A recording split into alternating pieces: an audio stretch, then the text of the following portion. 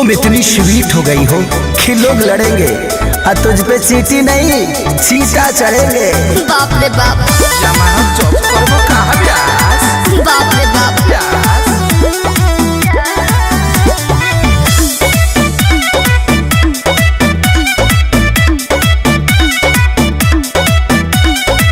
काहे खातिर सुनर बनले भगवान जी, शरणो छटिया देवे परान जी।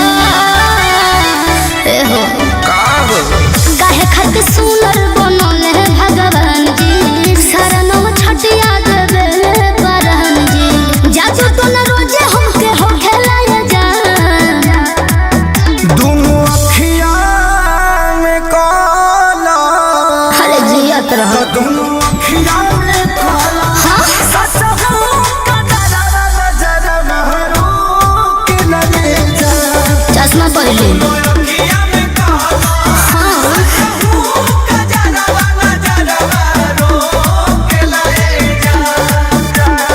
कोरिया धागा के तनो हम गोड़ावा हमें बांधी। मोहब्बत के यादी अरे बहे द मौसम हो,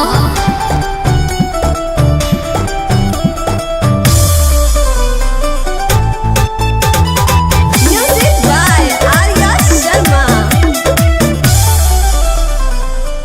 कौन बोल बोले ए जा फुआवन के टोले ए जान कहीं आइल गइल छोड़ के हम घर रही का।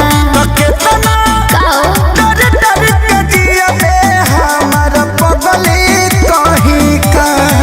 रहिया चले दोनों गोटो के लाया जान, दोनों अखियां में काला।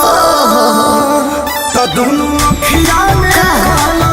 सच का डरा नजर महरू के लगे जा।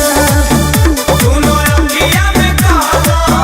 सच का डरा नजर महरू के लगे जा। जिया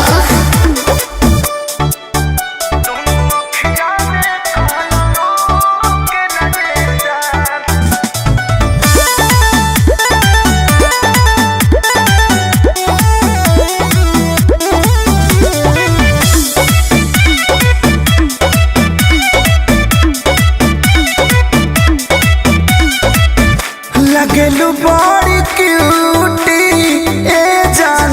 जुलुम कैलस ब्यूटी ए जान, गजरा गजरा नहीं लागल होठल लिए बात जान।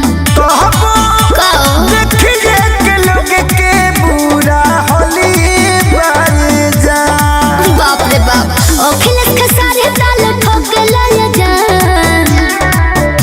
दोनों अखियां में काला। हाँ, दोनों अखियां में काला। सच का डरा अरे जिया व्यास, के लगे जा। बाप रे बाप, दोनों अखियां में काला। सच का डरा नजर महरू के लगे जा।